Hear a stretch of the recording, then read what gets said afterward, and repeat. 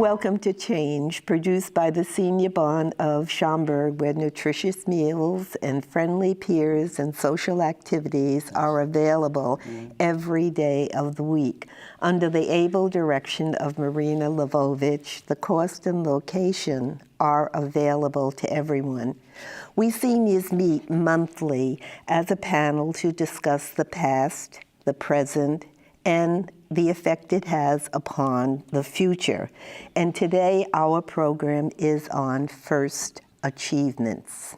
And I'm sure you all have some of those. Okay, I'd like to introduce our panel. We have Darby Abakel, and Darby was born in Chicago, but at an early age moved to Ottawa, Illinois. She's presently a resident of Friendship Village. She has one son and 3 grandchildren and is a registered nurse and is ready for any emergency. So if anybody feels like keeling over. And we have Leo Gondek, and we're born in Chicago and now lives in Schaumburg for the past 20 years. You have 3 children, a boy and 2 girls, and get this, a total of 17 grandchildren. As of now. As of now, you mean there's more coming. And his former employment was in a produce warehouse. We have Laverne Hoskins, and you were born in Chicago also and now live in Schaumburg. You're a mother of 5 children, grandmother of 8, and great-grandmother of 5. She's catching up with you, Leo. Formerly, she was a bookkeeper for a contractor. And I am Lori Candle, and I was born in Brooklyn, New York, and have lived in Schaumburg for over about 40 years now, but presently I'm at Friendship Village, as is Darby. I'm a retired teacher with 2 siblings, 2 children, and 2 grandchildren. I guess that's a magic number for me. Okay. As we said, today our talk is going to be on first achievements. And since it is the new year seems to bring resolutions for many, many people, and it's all fired up on New Year's Day, but soon the fuel is consumed. But when it comes to predictions or reflections, predictions are fluid. They can change, but reflections, they remain. They happen, they cannot be changed, and only remembered. So we want to look at some of the past achievements of great people, groups, and men. And I got this from the Topeka Capital Journal, and I selectively got them.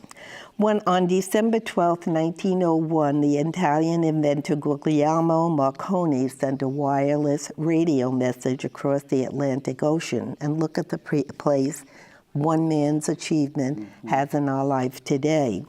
On December 17, 1903, Orville and Wilbur Wright kept an airplane aloft. They worked together, and look at tens of thousands of people are in the airport.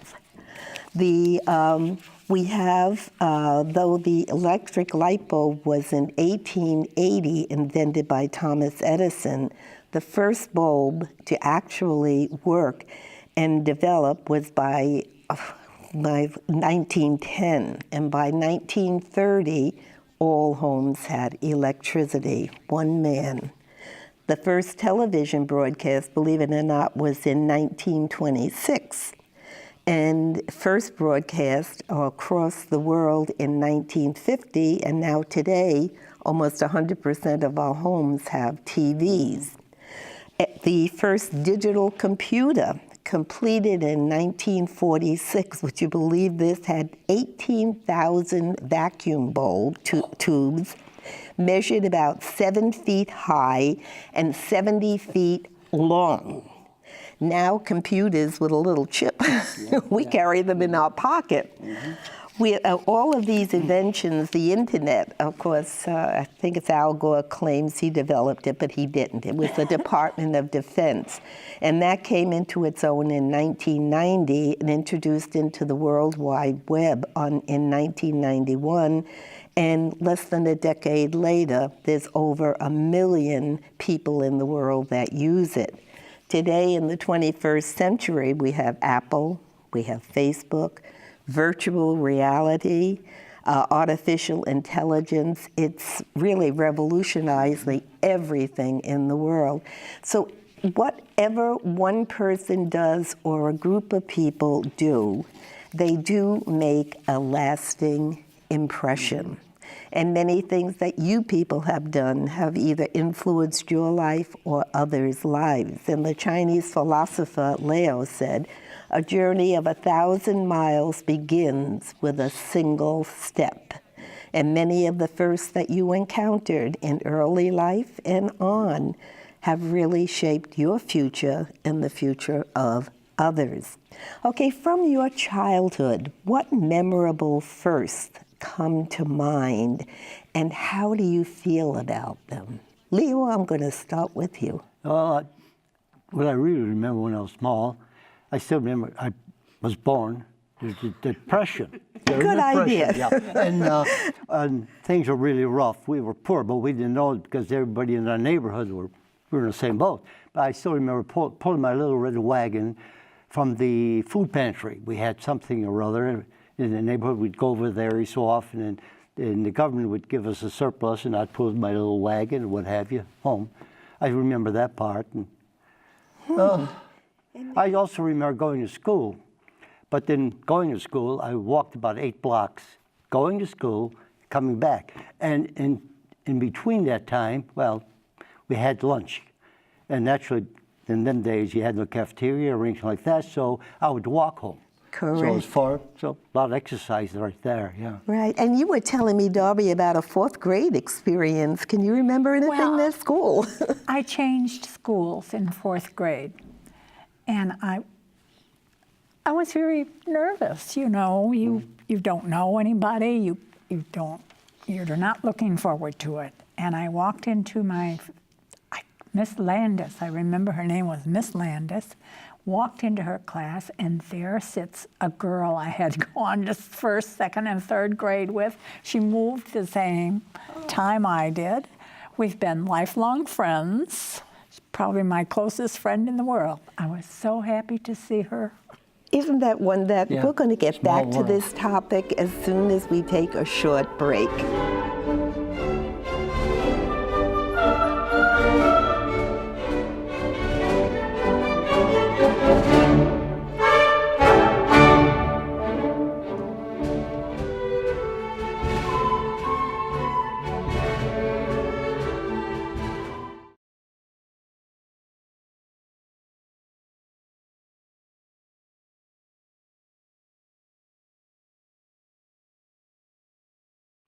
Laverne, could you expand on anything that has been said about early memories?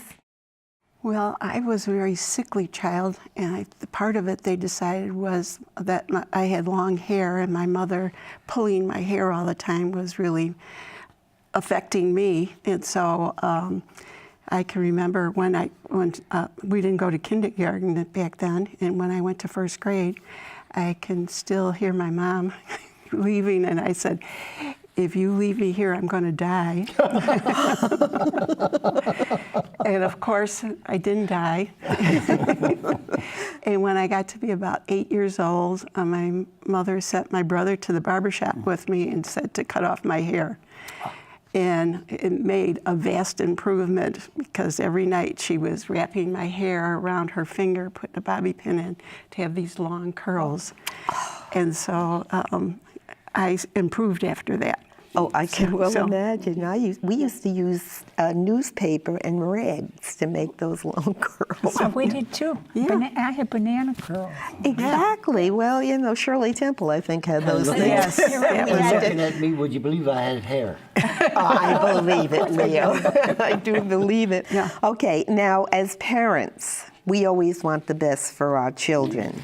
And parents plant magic in a child's mind through certain words, spoken with a thrilling quality or voice and some uplift of the heart and spirit.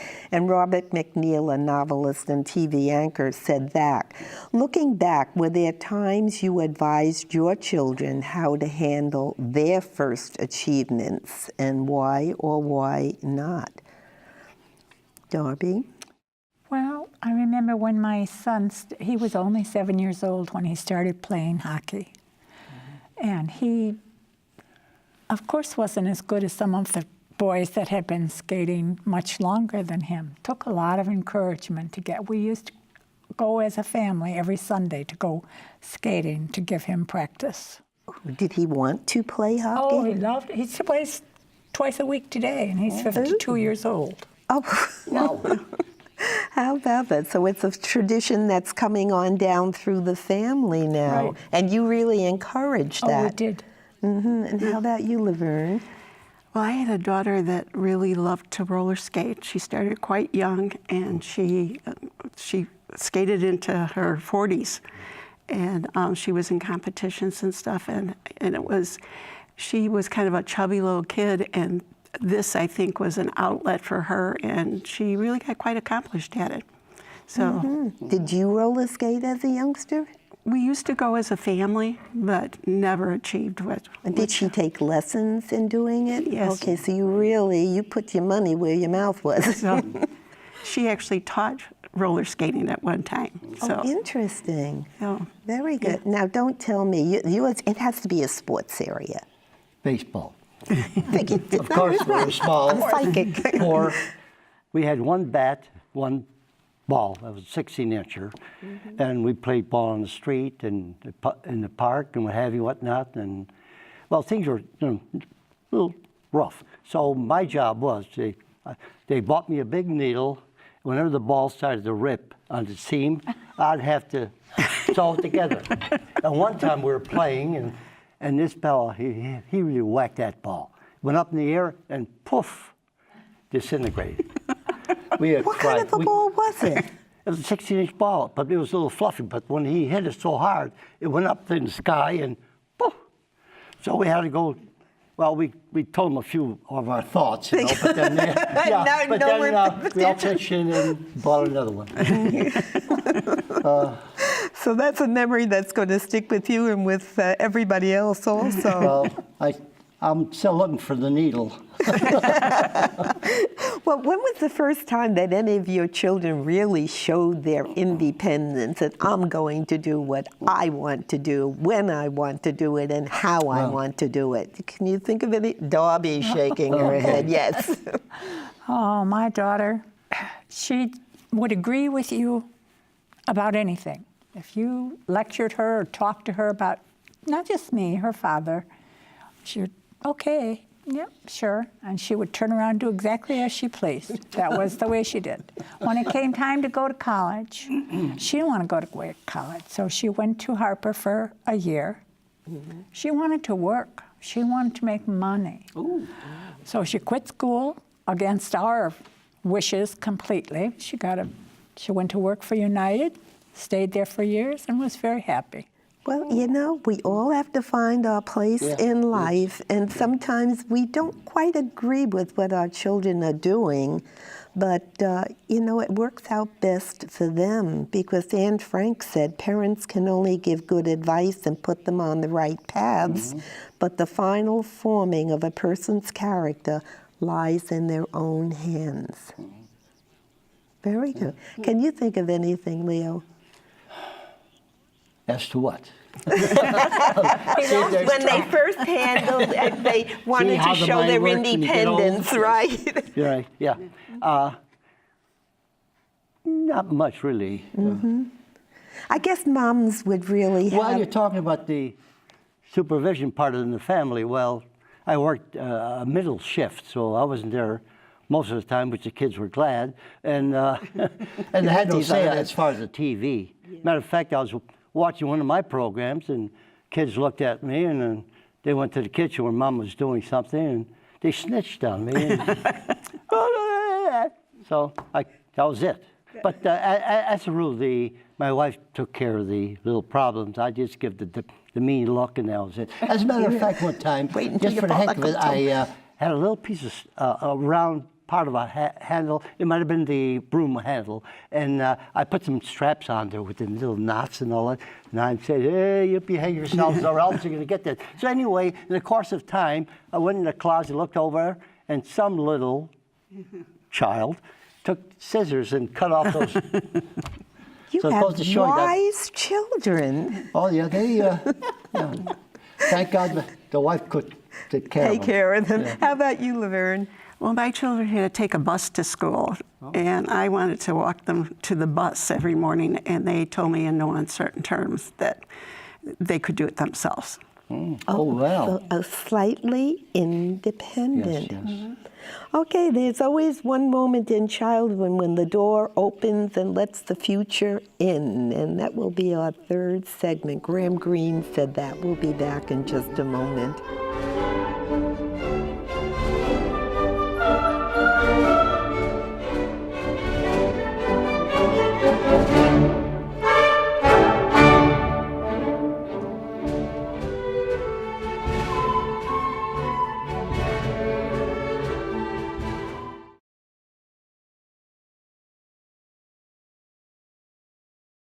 It says that doing things together helps the family stay together.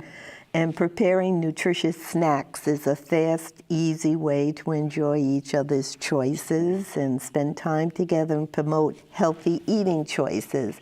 And it leads to innovation. And I always like to have a little segment where we all enjoy the results. And this one is so simple. You can pick up at any store these candy melts in any flavor, color, and I used white. And look how easy it is. I take a bowl and put a few pieces in, put it into the microwave for 1 minute, stir it, and then the children can dip in a multitude of things, whether it be cookies, pretzels, or chips, and then they can decorate them with sprinkles of any type. But it is so much fun just watching them do these things. And it leads to innovation because it becomes creative. You enjoy it, they enjoy it, and basically they're healthful snacks because they're only putting a little bit of sweets on it, just enough to tempt them. Okay, now looking as a family, doing things together and so forth, what would you like your legacy to be in the memory of your family? Right now, Obama's fighting for his legacy, but what do you want your legacy to be in your family? Laverne? I want them to remember that I always had time for them, and we could sit down and talk about anything. You know, isn't that wonderful? I can remember times just laying in my son's waterbed and looking up at his ceiling with the stars and having wonderful talks. That is beautiful. Yes. Is he following through with that with his with their children? I think so. I think my son didn't become a father till he was in his 40s, and I'm so happy that I've lived long enough to see him a father because, you know, the girls were all in their 20s and stuff when they started to have children. So his children are only 12 years old now, but he has twin girls. It's so nice to see how patient he is with them and everything. That as a youth, he was a little devil himself. So your legacy is being carried on, which is a blessing to you and really a feather in your cap when you get down to it. And how about you, Leo? Togetherness. The what? To be good together as a family. Togetherness, okay. In case of when the crisis appears to someone, we all get together and help that person. And just looking at them, you know, I just feeling it. I can express it, but I just want them to remember that I cared. I thought of them a lot, although I didn't have enough time really with my work, whatever and whatnot. But I want them to know that I was there when they needed me. Right. And I think, you know, as they get older, you know, there's a saying, you know, when you get to a certain age, your parents did know a lot more than you thought they knew. Oh, yeah, it's not something though. And, Yes, true. What do you know? How when you raise 4 kids or something like that. Exactly.